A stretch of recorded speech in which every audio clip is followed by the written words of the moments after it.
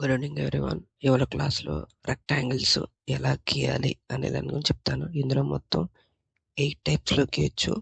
So నేను ఒక్కొక్క టైప్కి ఒక్కొక్కటి చెప్తాను అనమాట. మీరు రిమైనింగ్ మీ ల్యాప్టాప్లో ట్రై చేయండి.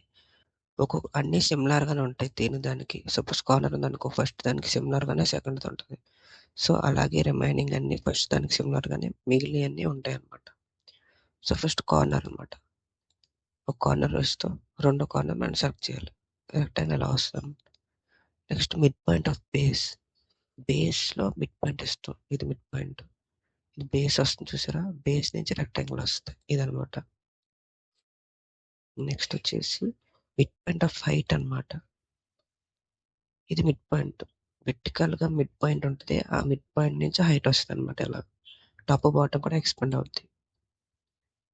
నెక్స్ట్ వచ్చేసి సెంటర్ అనమాట. సెంటర్ నుంచి రెక్టాంగిల్ వస్తాయి ఇలాగనమాట.